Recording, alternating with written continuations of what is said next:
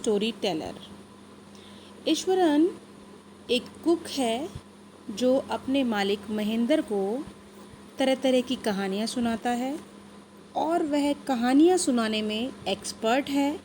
जो भी उसकी कहानी सुनता है वो यकीन कर लेता है कि जैसा उसने बोला है वो सच है।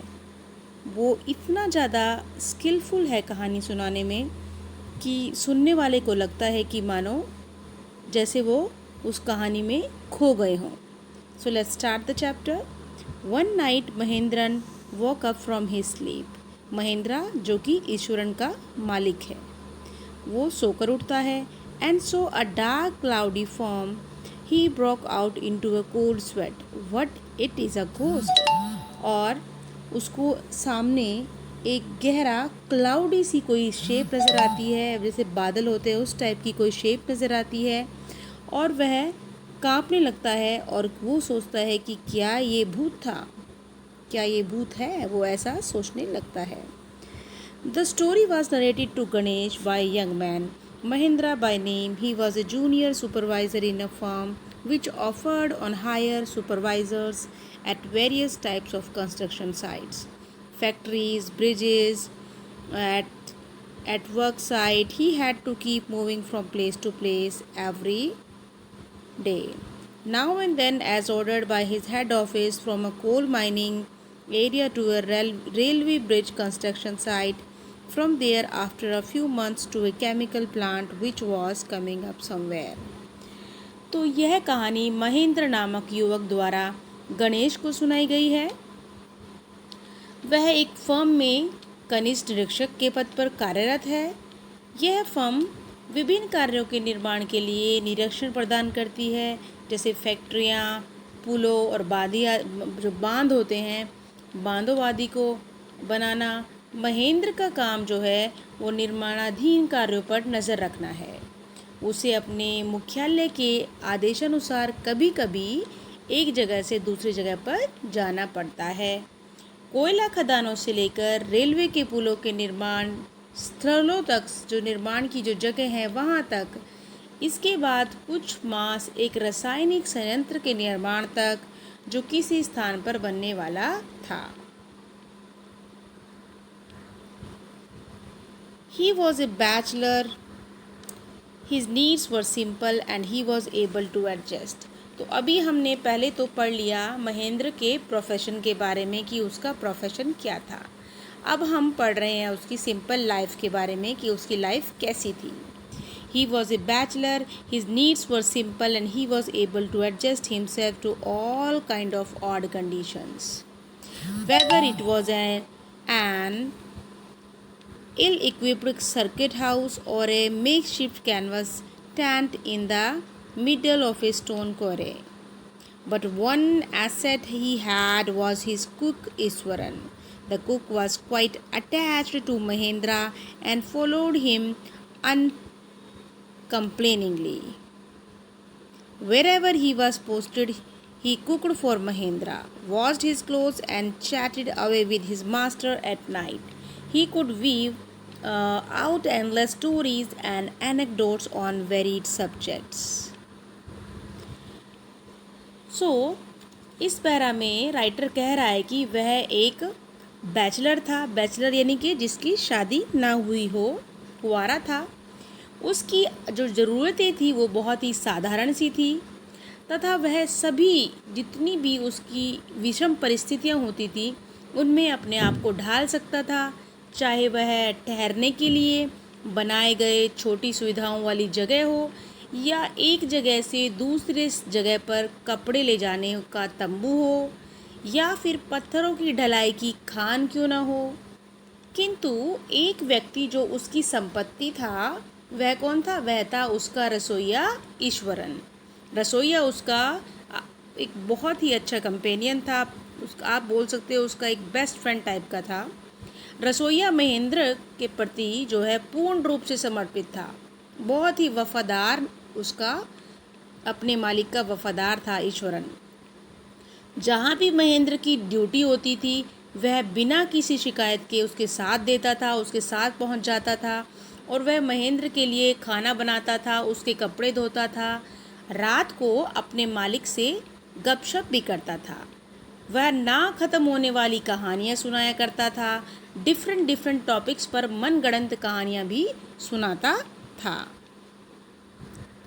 Eswaran also had an amazing capacity to produce vegetables and cooking ingredients seemingly out of nowhere. In the middle of a desolate landscape with no shops visible for miles around, he would miraculously conjure up the most delicious dishes made with fresh vegetables within an hour of arriving at the zinc sheet shelter at the new workplace. तो ईश्वरन उस निर्जन से और अकेले जगह पर जहाँ मीलों दूर तक कोई दुकान नहीं दिखाई देती थी, उसकी अद्भुत जो क्षमता थी वो ये थी कि वो सब्जियां उगा देता था और भोजन जो खाना उनका जो बनता था उसके लिए जितनी भी चीज़ें ज़रूरतें होती थी, जितना भी सामान की ज़रूरत होती थी, सब ले आता था। जो वहाँ कभी भी दिखाई ना देती थी वो सारी चीज़ें भी वो वहाँ पर अवेलेबल कर देता था। वह अद्भुत ढंग से और निष्ठापूर्वक ताज़ी सब्जियों से बहुत से टेस्टी खाने 1 घंटे के भीतर अच्छे से नई जगह पर पहुंचकर, जहां रास्ते की चादर के नीचे उसका निवास होता था, जस्ते की चादर के नीचे जहां उसका निवास होता था, पहुंचते ही तैयार कर देता था। तो ये ईश्वरन की एक और टैलेंट था उसके अंदर बहुत सारे टैलेंट थे। एक कहानी सुनाने का, एक बहुत अच्छा खाना बनाने का और चीज़ों को अवेलेबल करने का। जो चीज़ वहाँ नहीं मिलती थी उसे भी वो कहीं ना कहीं से ढूंढ लाता था। भाई उसकी ईमानदारी और उसकी वफादारी जो अपने मालिक के लिए थी, इसी की वजह से वो सब कुछ कर पाता था। Mahendra would get up early in the morning and leave for work after breakfast, carrying up some prepared food with him. Meanwhile, Iswaran would tidy up the shed, wash the clothes and have leisurely bath, pouring several buckets of water over his head, muttering a prayer all while. It would be lunchtime by then. After eating, he would read for a while before dodging off. The book was usually some popular Tamil thriller running to hundreds of pages. Its imaginative descriptions and narrative flourishes would hold Ishwaran in thrill. सुबह के time Eswaran जल्दी उठ जाता था और नाश्ता करने के बाद काम पर चला जाता था। अपने साथ तैयार किया हुआ खाना लेकर जाता था। तब ईश्वरन अपनी जगह को साफ करता, कपड़े धोता, आराम से नहाता था और वह बहुत सारी पानी से भरी हुई बाल्टियाँ अपने सिर पर डालता था। साथ साथ बुदबुदाकर जो है प्रेयर भी करता रहता था। तब दोपहर का खाना समय पर बनाया करता था। खाने के बाद थोड़ी देर तक कुछ पढ़ा करता था, फिर थोड़ी देर झपकी लेता था। उसकी जो अध्ययन की प्रसिद्ध तमिल पुस्तक की थी, वो मोस्टली तमिल की किताबें ही पढ़ता था, जो उत्तेजनापूर्वक होती थी और जिसके सैकड़ों पन्नों को हो सकते थे, इतनी बड़ी वो किताब होती थी। और इसका काल्पनिक वर्णन और वर्णनात्मक उत्साह ईश्वरन को बहुत ज़्यादा बंधुत्व की भावना से भर देता था। His own descriptions were greatly influenced by Tamil authors that he read. When he was narrating even the smallest of incidents, he would try to work in suspense and surprise, ending into the account. For example, instead of saying that he had come across an uprooted tree on the highway, he would say, with eyebrows suitably arched and hands held out in a dramatic gesture. The road was deserted and I was all alone. Suddenly I spotted something that looked like an enormous bushy beast lying sprawled across the road.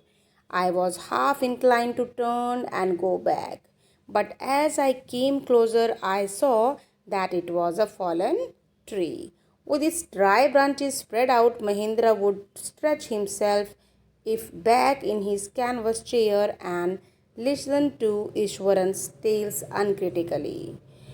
तो वह तमिल के लेखकों की कहानियाँ पढ़ता था, उनसे अपना संवर्धन होता था उसका, जब वह किसी छोटी सी घटना का भी कोई पढ़ता था तब वह वर्णन आश्चर्यचकित और अद्भुत सा होता था, क्योंकि वो स्टोरीज इतनी सुनाता था तो पूरा टाइम हर एक चीज़ में उसको स्टोरी और सस्पेंस क्रिएट करना होता था। उदाहरण के तौर पर अगर उसने यह बताना हो कि रास्ते पर कोई उखड़ा हुआ पेड़ देखा है तो वह अपनी भौं को उसी तरीके से उसी रूप में उठा लेता था, हाथों को घुमाते हुए ये दिखाता था और कहता था, रास्ता सुनसान था, मैं एकदम अकेला था। तब मैंने घनी झाड़ियों जैसे अति वृद्ध असाधारण बेढंगा चौपाया जानवर सड़क के किनारे पर देखा। मैंने थोड़ा वापस मुड़कर जाने की कोशिश की, मैंने सोचा, किंतु जैसे ही मैं उसके पास गया तो देखा कि यह तो एक सूखा हुआ पेड़ गिरा हुआ था, जिसकी जो ब्रांचेस थी वो बिखरी हुई थी, शाखाएं जो थी बिखरी हुई थी। और महेंद्र अपने तंबू में कपड़े वाली कुर्सी पर सीधा बैठ जाता और बिना किसी टिक्का टिप्पणी के, मतलब किसी इंटरफेरेंस के, ईश्वरन की बेतुकी और मनगढ़ंत कहानियाँ सुनता रहता था। The place I come from is famous for timber, Ishwaran would begin.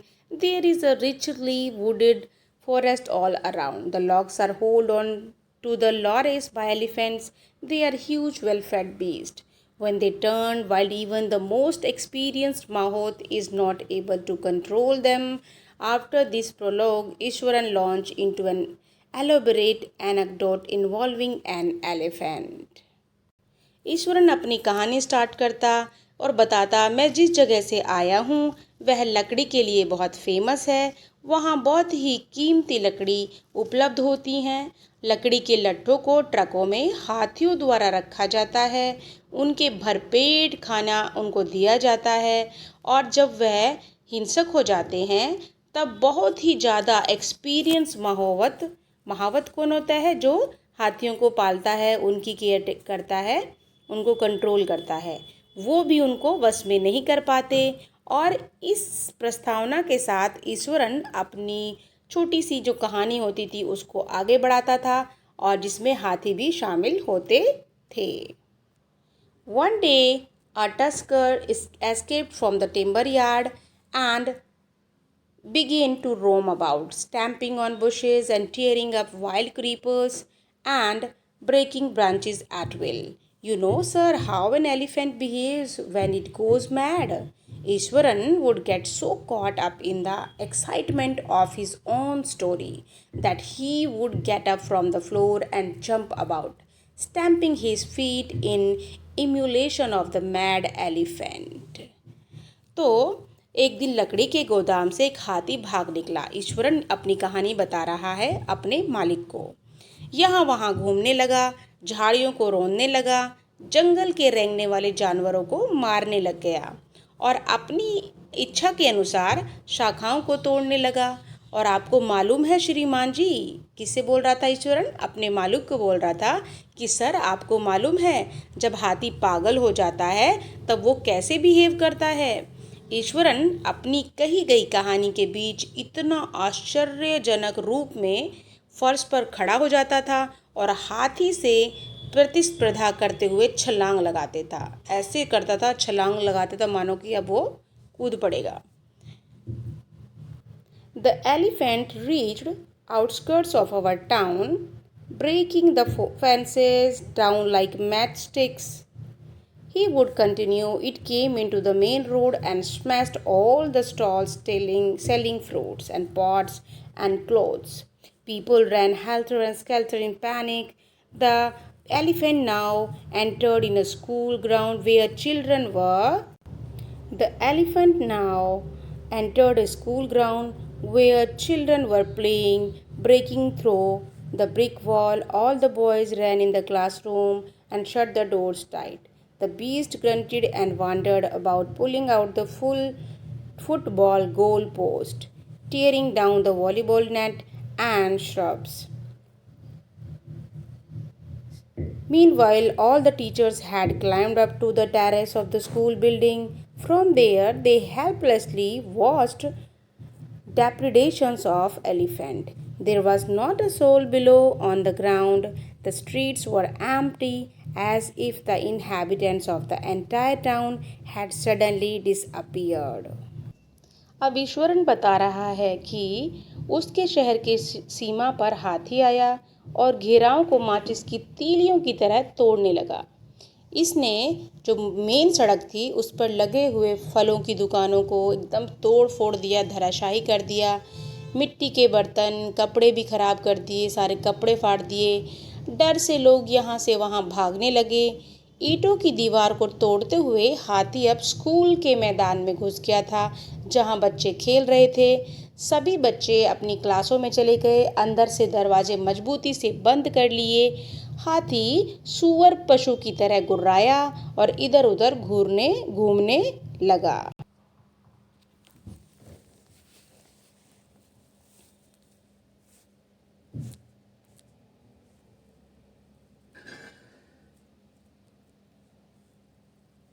I was studying in the junior school at that time and was watching the whole drama from the rooftop. I don't know what came over me suddenly. I grabbed a can from the hands of one of the teachers and ran down the stairs and into the open. The elephant grunted and menacingly swung a branch of tree which it held in its trunk. It stamped its feet, kicking up a lot of mud and dust. It looked frightening, but I moved slowly towards it. Stick in my hand, people were watching the scene, hypnotized from nearby housetops. The elephant looked at me red eyed, ready to rush towards me. It lifted its trunk and trumpeted loudly. At that moment, I moved forward and, mustering all my force, waked its third toenail on the quick. The beast looked stunned for a moment, then it shivered from head to foot and collapsed. So here, ईश्वर वह बता रहा है कि उस समय मैं junior कक्षा में पढ़ता था और सारे दृश्य को छत से देख रहा था और मुझे नहीं मालूम था कि मेरे दिमाग में अचानक क्या आया। मैंने झपट्टा मारकर एक टीचर के हाथ से छड़ी खींच ली और सीढ़ियों से नीचे को हो लिया। खुले स्थान पर आ गया। हाथी जो सूअर की तरह गुर्रा रहा था, झूलती हुई एक पेड़ की शाखा को अपने सूंड में उसने ले रखा था। वह धीरे धीरे मेरी तरफ चला। नज़दीक के घरों की छतों से लोग इस नज़ारे को सम्मोहित होकर देख रहे थे। हाथी ने मेरी ओर क्रुद्ध दृष्टि से देखा, मतलब उसने बहुत घूरते हुए गुस्से वाली नज़र से देखा और मेरी ओर लपकने के लिए तैयार हुआ। उसने अपनी सूंड हिलाई और ज़ोर से हुंकार लगाई। इस मौके पर मैं अपनी पूरी ताकत के साथ बढ़ा और जल्दी से जोर लगाकर उसके पैर की उंगली का तीसरा नाखून दबा दिया। कुछ क्षण के लिए जानवर मूर्छित होकर सिर से लेकर पांव तक कांप उठा और धराशायी हो गया। At this point, Ishwaran would leave the story unfinished and get up mumbling, "I will back," after lighting the gas and warming up the dinner.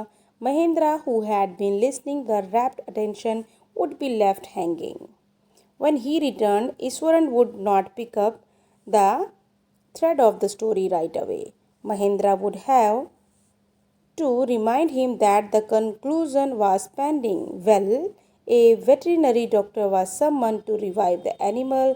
Ishwaran would shrug casually. 2 days later, it was laid away by its mahout to the jungle. Well, इस बिंदु पर ईश्वरन ने अपनी कहानी को अधूरा छोड़ दिया और बड़बड़ाते हुए खड़ा हो गया। अरे, मैं गैस जलाकर और खाना गर्म करके वापस आऊँगा। महेंद्र, जो बहुत ध्यान से सुन रहा था, मझधार में ही छोड़ दिया गया। ईश्वरन जब वापस आया तब वह कथा का ताना बाना ठीक तरह से गांठ नहीं पाया। महेंद्र, जो उसे याद दिलाना पड़ा कि कथा का उपसंहार अभी शेष है। भाई, तुमने अपनी कहानी का एंड तो नहीं करा। महेंद्र ने ईश्वरन से कहा कि जो कहानी तुम मुझे सुना रहे थे अभी वो ख़त्म नहीं हुई। हाँ, ये तो यह एक पशु जो चिकित्सक होता है, डॉक्टर होता है एनिमल्स का, उसको पुनः गति में लाने के लिए आया और उसने संभावित रूप में कंधे जकोड़ते हुए ईश्वरन ने अचानक से कहा, 2 दिन बाद इसका मौत इसे जंगल में ले गया। यानी ईश्वरन ने बताया कि भाई फिर उसके बाद वेटरनरी डॉक्टर आया, उसने उसको ठीक किया और फिर जिसका वो हाथी था वो उसको 2 दिन बाद अपने जंगल में ले गया। Well, how did you manage to do it Ishwaran? How did you bring down the beast? अब महेंद्रन कहने लगा, ईश्वरन तुमने ये किया कैसे? तुम्हें जानवर को नीचे कैसे कर दिया? It has something to do with a Japanese art. I think, sir, karate or jujitsu it's called. I had read about it somewhere. It temporarily paralyzes the nervous system, you see. अब ईश्वरन कहने लगा, इसका जापानी कला से संबंध है sir. यह कराटे और जुजुत्सु के कारण है। मैंने इस विषय में कहीं पढ़ा था। यह अस्थायी रूप से संचार शक्ति को अपंग कर देता है। कोई भी ऐसा दिन नहीं बीता जब ईश्वरन कोई ऐसी कहानी ना सुनाता हो। तो ऐसी कहानियाँ ईश्वरन उस अपने मालिक को सुनाता रहता था और उसका मालिक उससे खुश भी रहता था और एंटरटेन होता रहता था। Not a day passed without Ishwaran recounting some story packed with adventure, horror, and suspense, whether the story was credible or not. Mahendra enjoyed listening to it because of inimitable way in which it was told. Ishwaran seems to more than make up for the absence of TV in Mahendra's living quarters.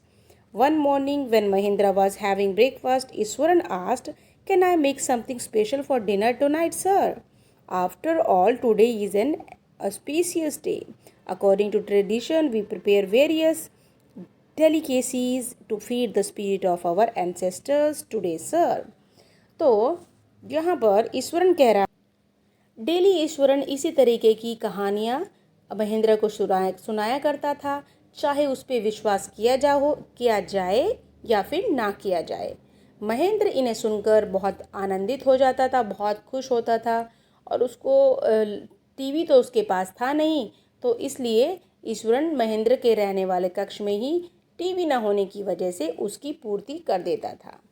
एक सुबह जब महेंद्र नाश्ता कर रहा था तो ईश्वरन ने कहा, आज रात खाने में कुछ स्पेशल बनाते हैं, क्योंकि आज हमारा जो है एक अच्छा दिन है, शुभ मंगल दिन है और परंपरा के अनुसार हम इस दिन अपने पूर्वजों की आत्मा के लिए अलग अलग तरह का खाना बनाते हैं। उस रात को महेंद्र ने बहुत ही टेस्टी खानों का आनंद लिया और ईश्वरन की पाक कला की प्रशंसा की। वह इससे बड़ा खुश दिखाई देता था, किंतु अचानक ही उसे पारलौकिक शक्तियों का स्मरण हो गया। That night, Mahendra enjoyed the most delicious dinner and complimented Ishwaran on his culinary skills.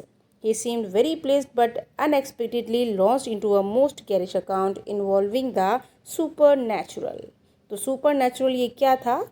You know, sir, this entire factory area we are occupying was once a burial ground. He started.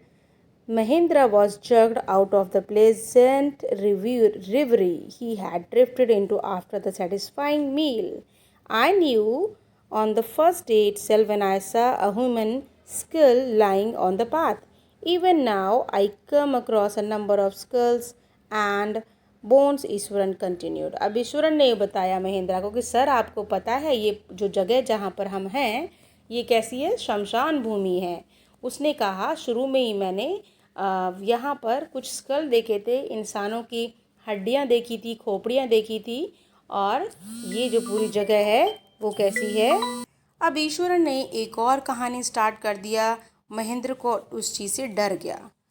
उसने बताया कि यहाँ तो भूत रहते हैं, यहाँ तो शमशान हुआ करता था और यहाँ पर इंसानी ढांचे ज़मीन में से निकल रहे हैं। So that's it for today students. इसके बाद हम पार्ट 2 में इस चैप्टर को आगे बढ़ाएंगे। आपका काम है आज का, आप वर्ड मीनिंग्स इसके याद करें, इसकी चैप्टर की रीडिंग करें। That's it for today. Bye for now. Have a nice day. Hello dear students, this is second part of your chapter Ishwaran the story teller. तो हमने पेज नंबर 15 तक पढ़ लिया था। Now we are on page number 16। He went on to narrate how he sometimes saw ghosts at night. I am not easily frightened by these things, sir. I am a brave fellow, but one horrible ghost of a woman which appears off and on at midnight during the full moon. It is an ugly creature with matted hair and a shriveled face like a skeleton holding a fetus in its arm. अब ईश्वरन अपने मालिक महेंद्रन को story बता रहा है कि मैं वैसे तो बहुत बहादुर हूँ, डरता नहीं हूँ, लेकिन एक बार मैं डर गया जब मेरे सामने उसने बताया कि कहना आरंभ किया उसने कि उसने रात में भी भूत पिशाच जो होते हैं वो देखे हुए हैं। सर, मैं इनसे आसानी से नहीं डरता हूँ, मैं बहुत बहादुर हूँ। लेकिन एक भयानक पिशाच जो वुमेन थी, स्त्री थी, जो पूर्णमासी की आधी रात में कभी कभी दिखाई देती है। यह एक भद्दी आकृति वाली, गंदे बालों वाली और झुर्रियों वाले के चेहरों वाली है, जिसकी बाहों में उसका भ्रूण होता है और मैं भयभीत हो जाता हूँ। Mahindra shivered at the description and interrupted rather sharply, "You are crazy, Iswaran. There are no such things as ghosts or spirits. It's all figment of your imagination. Get your digestive system examined and maybe your head as well. You are talking nonsense." Mahendra इस वर्णन पर कांप जाता है और उसे बीच में ही टोकते हुए कहता है, ईश्वरन, तुम बहुत सोचते हो। इस तरह की प्रकार की जो आत्माएं और भूत होते ही नहीं हैं। यह सब तुम्हारी मनगढ़ंत कल्पना है। अपनी पाचन क्रिया को जांच कराओ और अपना दिमाग का भी थोड़ा इलाज कराओ। आप फालतू बोल रहे हो। He left the room and retired for the night, expecting Ishwaran to sulk for a couple of days, but the next morning he was surprised to find the cook as cheerful and talkative as ever. From that day on, Mahendra, for all his brave talk, went to bed with a certain unease. Every night he peered into the darkness outside through the window next to his bed, trying to make sure that there was no movement of dark shapes in the vicinity. But he could only see a sea of darkness with wrinkling light of the factory miles away.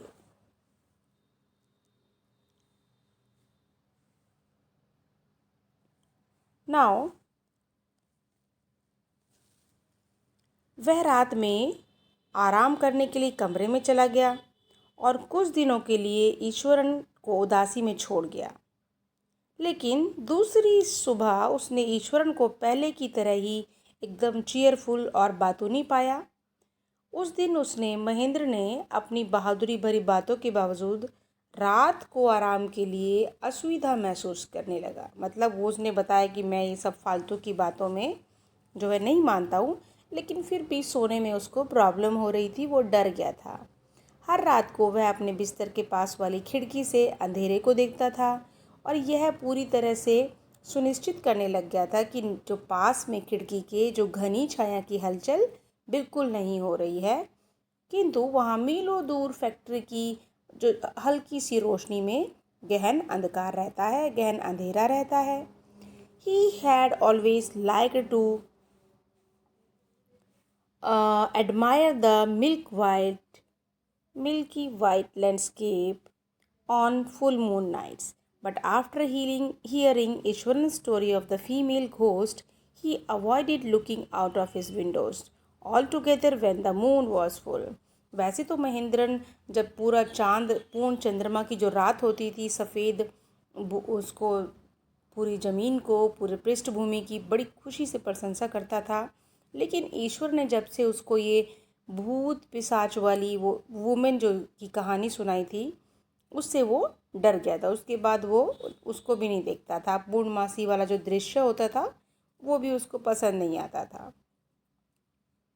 One night Mahindra was woken up from his sleep by a low moan close to his window. At first, he put it down to cat prowling around for mice, but the sound was too guttural for a cat. He resisted the curiosity to look out, lest he should behold a sight which would stop his heart. But the wailing became louder and less feline. He could not resist the temptation any more, lowering himself to the level of the window's sill. He looked out at the white sheet of moonlight outside. There, not too far away, was a dark, cloudy form clenching a bundle. Mahendra broke into a cold sweat and fell back on the pillow, panting as he gradually recovered from the ghastly experience. He began to reason with himself and finally concluded that it must have been some sort of auto sedation, some trick that his subconscious had played on him. तो एक रात महेंद्र अपनी खिड़की के पास फूहड़ सिसकियों के कारण उठ बैठा। पहले उसने सोचा कि बिल्ली चूहे को पकड़ने के लिए कुछ कर रही होगी, लेकिन बाद में ये जो आवाज़ थी बिल्ली की नहीं थी। उसने अपनी तो जिज्ञासा का विरोध किया, नहीं तो ऐसा दृश्य देखकर उसकी जो दिल की जो गति थी वो रुक जाती। परंतु कुछ देर में थोड़ा विलाप और तेज हो गया। बिल्ली जैसी आवाज़ कम, वह अपनी जिज्ञासा को और अधिक नहीं रोक पाया और खुद को खिड़की के नीचे करते हुए पूर्ण सफ़ेद चंद्रमा को बाहर देखा। वहाँ कोई विशेष दूर नहीं एक काली छाया एक छोटी सी गट्ठी पकड़े हुए थी। महेंद्र बहुत डर गया और डर से पसीने से तरबतर हो गया और समग्र रूप से बिस्तर पर गिर गया। जैसे ही धीरे धीरे यह भयानक अनुभव से उबरा, वह अपने आपस से तर्क करने लगा तथा उसने अंतिम फैसला लिया कि यह उसके लिए कुछ अपने विचार आए थे जो उसकी अर्धचेतन अवस्था ने उसके साथ खेले थे। अब वो सरप्राइज भी था कि ये क्या हो रहा था उसके साथ।